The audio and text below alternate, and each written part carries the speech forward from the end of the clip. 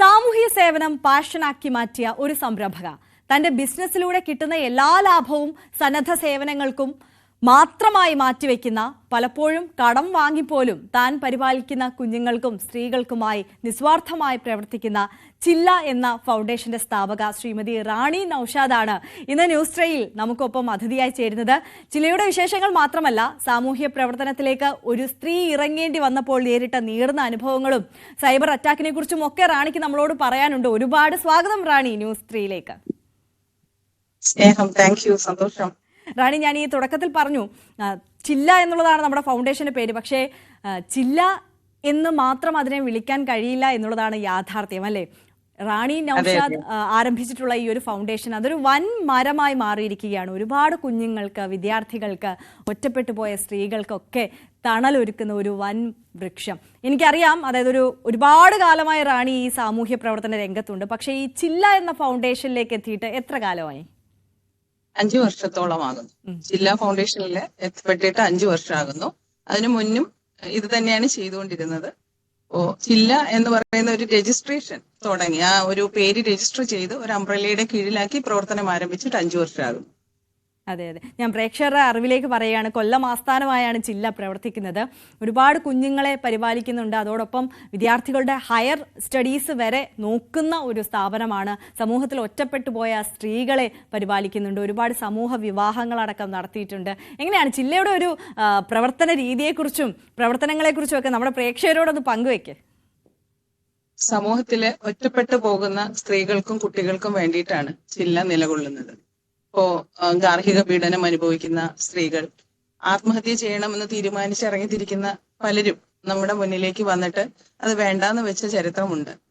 അതുപോലെ കുട്ടികൾ, അച്ഛന്റെ ഉപദ്രവം കാരണം പഠനം മുന്നോട്ട് കൊണ്ടുപോകാൻ പറ്റാത്ത കാരണത്താൽ പഠനം വഴിയിൽ ഉപേക്ഷിക്കപ്പെട്ടു പോയവര്, അതുപോലെ തന്നെ അച്ഛൻ ഉപേക്ഷിച്ചു പോയിട്ട് പഠിക്കാൻ നിവൃത്തിയില്ല, വീടില്ല, അതുപോലെ അമ്മയ്ക്ക് അതിന്റെ പഠിപ്പിക്കാനുള്ള സാഹചര്യങ്ങളില്ല, അച്ഛനും അമ്മയും നഷ്ടപ്പെട്ട കുട്ടികൾ, ഈ ACH ഹോം പോലുള്ള ACH, അതായത് സർക്കാരിന്റെ ഇവിടെ അഞ്ചാലുമൂടിലൊക്കെ ACH ഉണ്ട്, ആ ഹോമുകളിൽ താമസിക്കുന്ന കുട്ടികൾ. അപ്പോൾ സർക്കാർ 18 വയസ്സ് വരെയാണ് അവർക്ക് വിദ്യാഭ്യാസത്തിന് വേണ്ടുന്ന സൗകര്യങ്ങൾ ചെയ്തു കൊടുക്കുന്നത്. അതിനുശേഷം ആ കുട്ടികൾക്ക് തുടർ വിദ്യാഭ്യാസം ചെയ്യാൻ പറ്റണം, അല്ലെങ്കിൽ മിടുക്കികളായ കുട്ടികളാണ് പലരും. അപ്പോൾ അവർക്ക് മുന്നോട്ട് പോകണം എന്ന് പറയുമ്പോൾ നമ്മൾ സഹായിക്കാറുണ്ട്. അത്തരത്തിൽ സ്പോൺസർ ചെയ്ത കുട്ടികളുണ്ട്.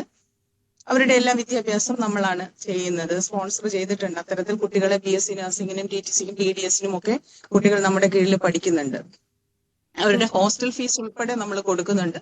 പിന്നെ ഗാർഹിക പീഡനം ഒക്കെ അനുഭവിക്കുന്ന സ്ത്രീകൾക്ക് അഡ്വോക്കസി ഒക്കെ ആവശ്യമായി വരുമ്പോൾ അവർക്ക് വേണ്ടുന്ന എല്ലാ സഹായങ്ങളും ചെയ്തു കൊടുക്കുകയും, ഒപ്പം തന്നെ അവർക്ക് ഫിനാൻഷ്യലി വേണ്ടുന്ന സഹായങ്ങളും മെന്റലി വേണ്ടുന്ന സഹായങ്ങളും ഒക്കെ നമ്മൾ ചെയ്തു കൊടുക്കുന്നുണ്ട്.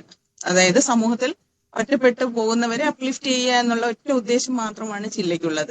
ഇതുവരെ മറ്റുള്ളവരുടെയൊന്നും സഹായം സ്വീകരിക്കാതെയാണ് നമ്മൾ പ്രവർത്തിക്കുന്നത്. അതാണ് റാണി പറയാനുള്ളത്. ഞാൻ അതിലേക്ക് വരികയായിരുന്നു. അതായത് ഇതുപോലൊരു സന്നദ്ധ പ്രവർത്തനം ചെയ്യുമ്പോൾ, ഒരുപാട് പേർക്ക് സഹായം എത്തിക്കുമ്പോൾ അതിന് വേണ്ട ഫൈനാൻഷ്യൽ സപ്പോർട്ട് എന്ന് പറയുന്നത് വലിയ ഒരു തുകയായിരിക്കും. അത് എല്ലാ മാസവും എല്ലാ ദിവസവും കണ്ടെത്തേണ്ടതുമാണ്. പക്ഷെ അതൊക്കെ റാണി ഒറ്റയ്ക്കാണ് ചെയ്യുന്നത് എന്നുള്ളതാണ് അത്ഭുതപ്പെടുത്തുന്നത്. നേരത്തെ പ്രേക്ഷകരോട് ഞാൻ തുടക്കത്തിൽ സൂചിപ്പിച്ചതുപോലെ തന്നെ ഒരു സംരംഭക കൂടിയാണ് റാണി. അപ്പോൾ റാണി ബിസിനസ് ചെയ്ത് കിട്ടുന്ന ലാഭം ഉപയോഗിച്ചുകൊണ്ടാണ് ഈ ആവശ്യക്കാർക്കെല്ലാം പണം എത്തിച്ചുകൊണ്ടിരിക്കുന്നത്. ഈ പ്രവർത്തനങ്ങളെല്ലാം ചെയ്യുന്നത് ഒറ്റയ്ക്കാണ്. മറ്റാരുടെയും കയ്യിൽ നിന്ന് ഒരു ചില്ലിക്കാശ് പോലും വാങ്ങാതെയാണ് ചെയ്യുന്നത്. പക്ഷേ പല ഘട്ടങ്ങളിലും നിവർത്തികേടുകൊണ്ട് പണം കടം വാങ്ങേണ്ട അവസ്ഥ പോലും വന്നിട്ടുണ്ടല്ലേ? തീർച്ചയായിട്ടും. ശരി, നമുക്കിപ്പോ എല്ലാ മാസവും ബിസിനസ് ഒരുപോലെ ഇരിക്കണം എന്നില്ല. ചിലപ്പോ കുട്ടികളുടെ ഫീസ് തന്നെ ഒരേ സമയത്തായിരിക്കും സെമസ്റ്റർ ഫീസ് ഒക്കെ കയറി വരുന്നത്. അപ്പോൾ ഒരാളുടെ ഫീസ് ഒക്കെ വരുമ്പോൾ 58,000 ഒക്കെ വരും, ചിലർക്ക് 45,000 ആയിരിക്കും. അപ്പോൾ 2-3 പേരുടെയൊക്കെ ഫീസ്, സെമസ്റ്റർ ഫീസ് ഒരുമിച്ച് വരുന്ന സാഹചര്യത്തിൽ, അതുപോലെ തന്നെ ഹോസ്റ്റൽ ഫീസും ഉണ്ട്. 5,000, 5,500 ഒക്കെ കൊടുക്കേണ്ട ഹോസ്റ്റൽ ഫീസുകളുണ്ട്. അപ്പൊ ഇത്തരത്തിൽ ഒറ്റ മാസത്തിൽ കയറി വരുന്ന ഒരു വലിയ തുകകൾ കണ്ടെത്തേണ്ട സമയങ്ങളിൽ ബിസിനസ്സിൽ ചിലപ്പോ നമുക്ക് കിട്ടുന്നത് നിശ്ചിത ലാഭമാണല്ലോ. അപ്പൊ അത് പ്രതീക്ഷിതമായിട്ട് വരുമ്പോൾ എനിക്ക് കൂടുതൽ പൈസ കണ്ടെത്തേണ്ടതായിട്ട് വരാറുണ്ട്. അപ്പോൾ മിക്കവാറും ഹസ്ബൻഡിനെയും മകനെയും ഡിപ്പെൻഡ് ചെയ്യും. പിന്നെ അത് ആ സമയത്ത് അവർക്കും അതുപോലുള്ള കമ്മിറ്റ്മെന്റ് ഒക്കെ ഉണ്ടെങ്കിൽ ചിലപ്പോൾ ഞാൻ എന്റെ ഓർണമെന്റ്സ് ഒക്കെ പണയം വെച്ചിട്ടൊക്കെ ആവും അതിനെയൊക്കെ മീറ്റ് ചെയ്ത് കൊണ്ടുപോകുന്നത്. തീർച്ചയായും ഇവിടെ ഇപ്പോൾ സംരംഭക എന്നുള്ള നിലയിൽ നോക്കിയാലും സാമൂഹ്യ പ്രവർത്തക എന്നുള്ള നിലയിൽ നോക്കിയാലും മുഴുവൻ സമയവും നമ്മുടെ സമയം ഇൻവെസ്റ്റ് ചെയ്യേണ്ട കാര്യങ്ങളാണ് ചെയ്തുകൊണ്ടിരിക്കുന്നത്. ഇതെങ്ങനെ മാനേജ് ചെയ്യുന്നത്? ഒന്ന് നമുക്ക് വേണം എന്നുള്ളത് നമ്മുടെ പാഷനാണ്. ഇതൊക്കെ ചെയ്യണം എന്നുള്ളത് പാഷനാണ്. പ്രത്യേകിച്ചും വീട്ടിൽ തന്നെ അടങ്ങിയിരിക്കാത്ത ഒരാളെന്നുള്ള നിലയിൽ ഫുള്ളി എൻഗേജ്ഡ് ആവുക എന്നുള്ളതാണ്. 2 കുട്ടികളുണ്ട്. അപ്പൊ അവര് രണ്ടുപേരും വിവാഹിതരാണ്, വിദേശത്ത് താമസിക്കുകയാണ്. പിന്നെ ഉള്ളത് ഒറ്റപ്പെട്ട് ഇരിക്കുക എന്ന് പറയുന്നത്, അല്ലെങ്കിൽ നമുക്ക് ഒറ്റയ്ക്ക് വീട്ടിലിരിക്കുക എന്ന് പറയുന്നത് എന്നെ സംബന്ധിച്ച് വലിയ ബുദ്ധിമുട്ടുള്ള കാര്യമാണ്. പിന്നെ സോഷ്യലി ഇറങ്ങി പ്രവർത്തിക്കുക, സമൂഹത്തിന് എന്തെങ്കിലും ചെയ്യാൻ പറ്റുന്ന കാര്യങ്ങൾ ചെയ്തുകൊണ്ട് എപ്പോഴും എൻഗേജ്ഡ് ആയിരിക്കുക എന്നുള്ളത് കുട്ടിക്കാലം മുതലുള്ള ഒരു പ്രവണതയാണ്. അതുകൊണ്ട് തന്നെ ഇപ്പോഴും അത് കണ്ടിന്യൂ ചെയ്യുന്നുണ്ട്. അതിന് ഫാമിലിയുടെ സപ്പോർട്ട് വളരെയധികം കൂടുതലാണ്. ഹസ്ബൻഡും മക്കളും ഒക്കെ അതിനെ ഒരുപാട് സപ്പോർട്ട് ചെയ്യുന്നുണ്ട്. അതുകൊണ്ടാണ് ഇങ്ങനെ ഫുള്ളി എൻഗേജ്ഡ് ആയിരിക്കാൻ പറ്റുന്നത്. പ്രേക്ഷകരോടാണ് പറയാനുള്ളത്, റാണി വളരെ നിസ്സാരമായിട്ട് ഇതൊക്കെ എനിക്ക് ഈസിലി ഹാൻഡിൽ ചെയ്ത് കൊണ്ടുപോകാൻ പറ്റും എന്ന് പറയുന്നുണ്ടെങ്കിലും ഈ സംരംഭക എന്നുള്ള നിലയിൽ ഈ ബിസിനസ് വെറും സൈഡ് ബിസിനസ് ആയിട്ട് കൊണ്ടുപോകുന്ന ആളല്ല, അതിലും മികവ് തെളിയിച്ച് നിരവധി പുരസ്കാരങ്ങൾ കരസ്ഥമാക്കിയിട്ടുള്ള ഒരാൾ കൂടിയാണ് നമുക്കൊപ്പം ഇരിക്കുന്നത്. മികച്ച സംരംഭകയ്ക്കുള്ള ഒരുപാട് അവാർഡുകൾ ഗവർണറിൽ നിന്ന് പോലും സ്വീകരിച്ചിട്ടുള്ള ഒരു വ്യക്തിയാണ് അല്ലേ? അതെ അതെ.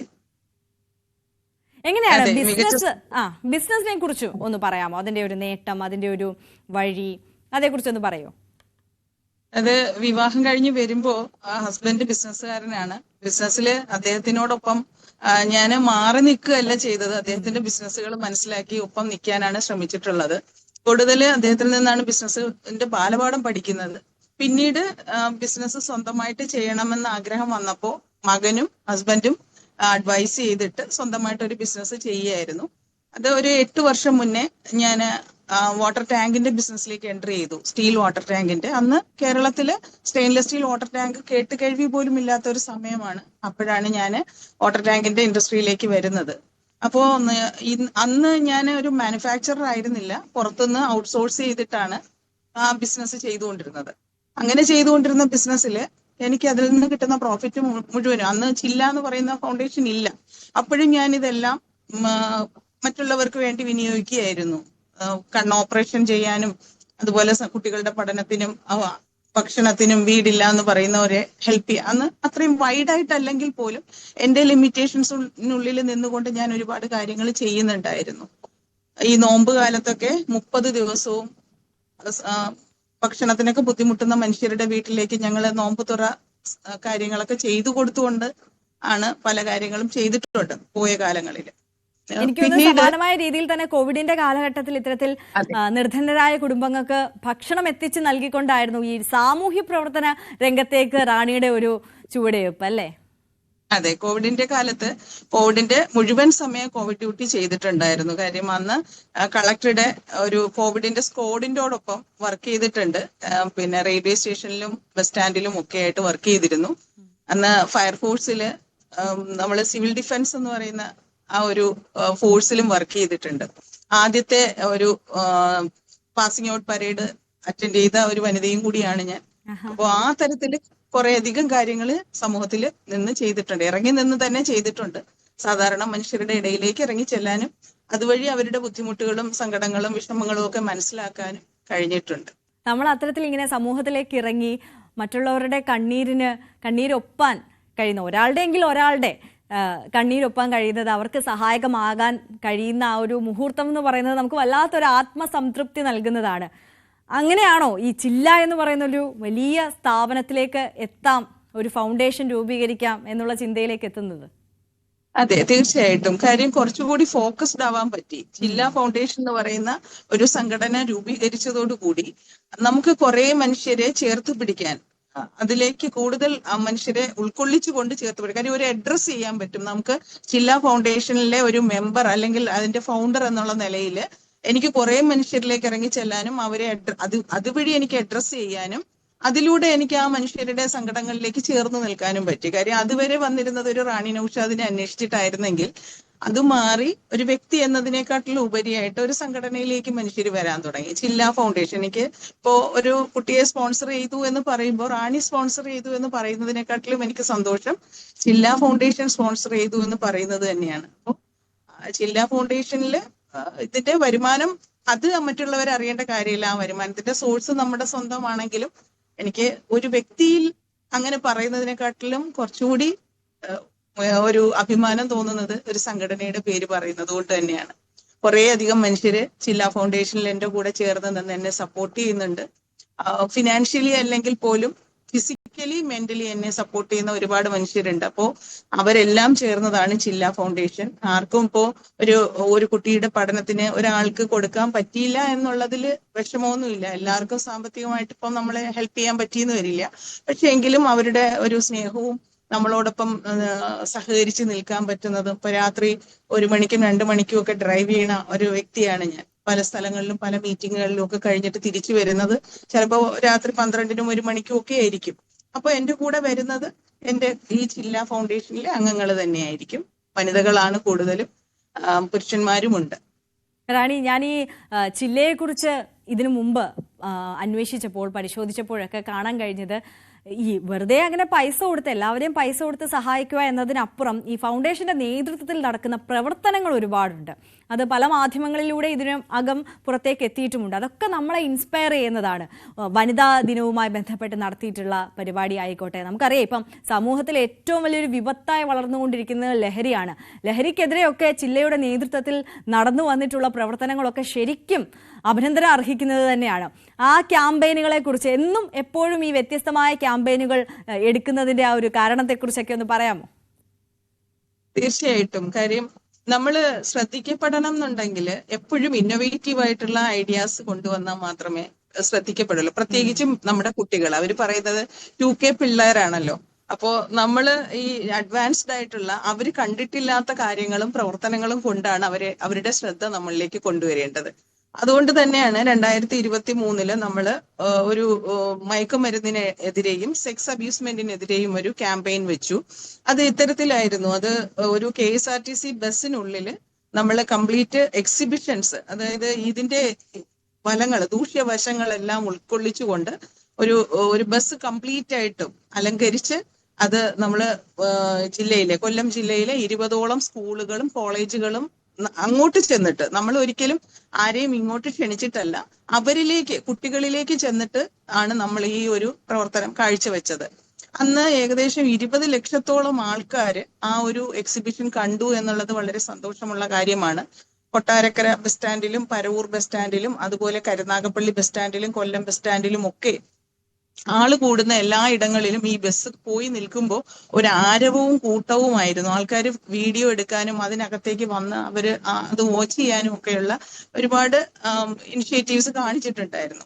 അപ്പൊ അത് ഒരുപാട് പിള്ളേരിലേക്കും ഒരുപാട് പാരന്റ്സിലേക്കും സാധാരണക്കാരിലേക്കും ഒക്കെ അത് ഒരുപാട് ഇൻഫ്ലുവൻസ് ചെയ്തിട്ടുണ്ടായിരുന്നു ആ ഒരു പ്രോഗ്രാം. അന്ന് സമൂഹത്തിലെ രാഷ്ട്രീയ സാമുദായിക എല്ലാ തരത്തിലുമുള്ള എല്ലാ മേഖലയിലുമുള്ള നേതാക്കള് ആ ഒരു പ്രോഗ്രാമിനെ അഡ്രസ് ചെയ്തിട്ടുണ്ടായിരുന്നു. ഓരോ സ്ഥലങ്ങളിൽ ചെല്ലുമ്പോൾ പ്രാദേശികമായിട്ടുള്ള നേതാക്കളും അവിടുത്തെ സാമൂഹിക പ്രവർത്തകരും എല്ലാം ആ ഒരു പ്രോഗ്രാമിനെ അഡ്രസ് ചെയ്യുകയും ആ പ്രോഗ്രാമിനെ വളരെ ഹാർദവമായി റിസീവ് ചെയ്യുകയും ചെയ്തിട്ടുണ്ടായിരുന്നു. അത് വളരെയധികം ഒരു ഇമ്പാക്റ്റ് ഉണ്ടാക്കിയ ഒരു പ്രോഗ്രാമാണ്. ആ പ്രോഗ്രാം അവസാനിക്കുന്നത് വിളക്കുടി സ്കൂളിലാണ്.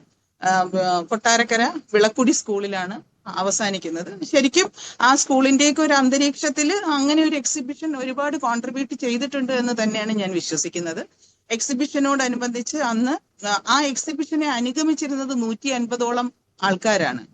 മാത്രമല്ല ആ എക്സിബിഷനെ വേണ്ടിയിട്ട് ഞങ്ങൾ തെരുവ് നാടകങ്ങൾ, ആ എക്സിബിഷനോടനുബന്ധിച്ച് തെരുവ് നാടകങ്ങൾ സംഘടിപ്പിച്ചിട്ടുണ്ടായിരുന്നു, നാടൻ പാട്ടുകൾ സംഘടിപ്പിച്ചിട്ടുണ്ടായിരുന്നു.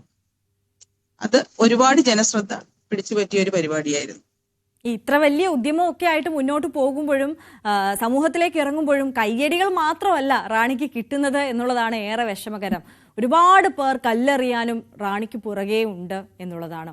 അത് സമൂഹ മാധ്യമങ്ങൾ വഴിയൊക്കെ ആണെങ്കിൽ ഒരു സ്ത്രീക്ക് അനുഭവിക്കാൻ കഴിയുന്നതിന്റെ അങ്ങേ അറ്റത്തെ സൈബർ അറ്റാക്ക് ദിവസവും നേരിടേണ്ടി വരുന്ന ഒരു സ്ത്രീ കൂടിയാണ് റാണി.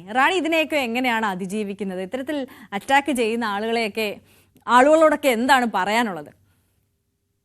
മറ്റൊന്നുമില്ല. കാര്യം സമൂഹത്തിൽ നമ്മൾ ഇറങ്ങി നിൽക്കുമ്പോൾ ഒരുപാട് പ്രശ്നങ്ങൾ നേരിടും എന്നുള്ളത് എനിക്ക് പുതിയ അനുഭവമല്ല. കാര്യം എന്നെ അന്വേഷിച്ച് രാത്രി 10 മണിക്കും 12 മണിക്കും ഒക്കെ കോളുകൾ, പെൺകുട്ടികളുടെ കോളുകൾ വന്നിട്ടുണ്ട്. കാരണം ഹസ്ബൻഡ് മദ്യപിച്ചിട്ട് വന്നിട്ട് അടിക്കുന്നു, എന്നെ കൊല്ലാൻ ശ്രമിക്കുന്നു എന്നൊക്കെ പറഞ്ഞിട്ട് ഈ കൊല്ലത്തുനിന്ന് തന്നെ എനിക്ക് കോളുകൾ വന്നിട്ടുണ്ട്. ഞാൻ അവർക്കൊപ്പം പോലീസ് സ്റ്റേഷനിലൊക്കെ രാത്രി 11 മണിക്കും 10 മണിക്കും ഒക്കെ അവരുമായിട്ട് യാത്ര ചെയ്തിട്ടുമുണ്ട്.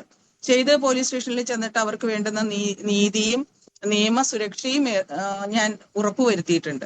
അപ്പോ അത് കഴിഞ്ഞ് ഞാൻ തിരിച്ചു വരുമ്പോൾ തീർച്ചയായിട്ടും ഞാൻ ആരെയാണോ സഹായിച്ചത് അവരുടെ വീട്ടിൽ നിന്ന് തന്നെ എനിക്ക് എതിർപ്പുകളും ഉണ്ടായിട്ടുണ്ട്. അത്തരത്തില് ഞാൻ വിവാഹമോചനത്തിന് വേണ്ടിയിട്ട് സഹായിച്ചിട്ടുള്ള വ്യക്തികളുണ്ട്. അവരിൽ നിന്നൊക്കെ ഒരുപാട് കുറച്ച് സമ്പന്നരായിട്ടുള്ളത് കൊണ്ട് തന്നെ ആ ഒരു രീതിയിലൊക്കെ എന്നെ പല രീതിയിലും ഞാൻ എഴുതുന്ന ആളാണ്. ഫേസ്ബുക്കിലൊക്കെ വളരെയധികം ലൈവായിട്ട് നിൽക്കുന്ന ആളാണ്. അപ്പോ സോഷ്യൽ മീഡിയയിൽ ഞാൻ ഇടുന്ന പോസ്റ്റുകളുടെ ചുവട്ടിലൊക്കെ കൊല്ലത്തെ അറിയപ്പെടുന്ന മോശപ്പെട്ട സ്ത്രീയാണെന്നൊക്കെയുള്ള രീതിയിലുള്ള കമന്റ്സ് ഒക്കെ പല ഐഡികളിൽ നിന്നായിട്ട് വെച്ചിട്ട് അതിനെതിരെയാണ് കേസ് കൊടുത്തിട്ടുള്ളത് അല്ലേ? എനിക്ക് തോന്നുന്നു റാണിയുടെ ഫോൺ വരെ ഇപ്പൊ സൈബർ പോലീസിന് കയ്യിലാണ് ഈ അന്വേഷണവുമായി ബന്ധപ്പെട്ടിട്ട്. തീർച്ചയായിട്ടും. അപ്പൊ നിയമപരമായി അവരെയൊക്കെ നേരിട്ട് മുന്നോട്ട് പോവുകയാണ്.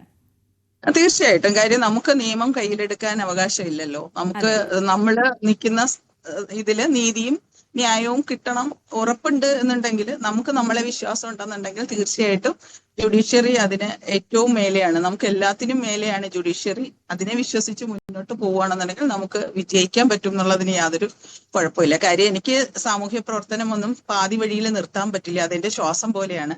അപ്പോ ഞാൻ സമൂഹത്തിൽ മോശം ചെയ്യുന്നവർ അനുഭവിക്കേണ്ടി വരുന്നതിനേക്കാൾ കൂടുതൽ കല്ലേറ് ഒരുപക്ഷെ നല്ലത് ചെയ്യുന്ന ആളുകൾക്ക് അനുഭവിക്കേണ്ടി വരാറുണ്ട്. അത് നമ്മൾ എല്ലാ വിഷയങ്ങളിലും എല്ലാ മേഖലയിലും പൊതുവെ കാണാറുള്ളതാണ്. എന്തായാലും പക്ഷെ ഇതൊന്നും റാണിയെ തളർത്തില്ല എന്നുള്ളതാണ് ഇത്തരത്തിൽ ആക്രമിക്കുന്നവരോട് ഞങ്ങൾക്കും പറയാനുള്ളത്. എന്തായാലും പുതിയ സംരംഭമല്ല, ജില്ലയുടെ ഭാഗമായിട്ടും അതോടൊപ്പം ഇനിയുള്ള അങ്ങോട്ട് ഉള്ള പ്രവർത്തനങ്ങളുടെ ഭാഗമായിട്ടുമൊക്കെയുള്ള പുതിയ ലക്ഷ്യങ്ങൾ അതൊന്ന് ചെറിയ വാക്കുകളിൽ പറയാമോ? തീർച്ചയായിട്ടും ബിസിനസ് വളരെയധികം നന്നായിട്ട് എക്സ്പാൻഡ് ചെയ്യുന്നുണ്ട്. നല്ല രീതിയിൽ കൂടുതൽ മികച്ച രീതിയിൽ ബിസിനസ് എക്സ്പാൻഡ് ചെയ്യാൻ തീരുമാനിച്ചിട്ടുണ്ട്. അപ്പം കൂടുതലും അതിന്റെ ഭാഗമായിട്ട് തന്നെ എക്സ്പോർട്ടിങ്ങിലും ഒക്കെ ഞങ്ങള് ശ്രദ്ധ വെക്കുന്നുണ്ട്. മാത്രമല്ല വിദേശത്തും നമുക്ക് ബിസിനസ് ഒക്കെ ഉള്ളതാണ്. ഇതിന്റെ ഭാഗമായിട്ടാണോ ഈ 30ഓളം സ്ത്രീകൾക്ക് ജോലി നൽകുന്ന ഒരു പുതിയ പദ്ധതി വരുന്നത്? അതെ. സ്ത്രീകൾക്ക് പുതിയ രീതിയിലുള്ള ജോലി, നമുക്ക് 30ഓളം സ്ത്രീകൾക്ക് ജോലി നൽകാൻ പറ്റുന്ന രീതിയിലുള്ള ഒരു പ്രോജക്റ്റ് നമ്മൾ ആലോചിക്കുന്നുണ്ട്. അപ്പൊ അതിലേക്ക് നമ്മളിപ്പം അതിന്റെ സ്ഥലവും കാര്യങ്ങളും ഒക്കെ എടുത്തിട്ടുണ്ട്. അതിന്റെ ബാക്കി പ്രവർത്തനങ്ങളും എല്ലാം കംപ്ലീറ്റ് ആണ്. അടുത്ത മാസത്തോടു കൂടി അതിന്റെ ഇനോഗ്രേഷനും ഒക്കെ നടക്കുന്നുണ്ട്. ഓക്കെ റാണി, ഒരുപാട് സന്തോഷം കണ്ടതില് പരിചയപ്പെട്ടതില്. എന്തായാലും വരാൻ പോകുന്ന എല്ലാ പദ്ധതികളും ഇതുപോലെ തന്നെ വിജയകരമാകട്ടെ എന്ന് ആശംസിക്കുകയാണ്. Thank you so much. സന്തോഷം.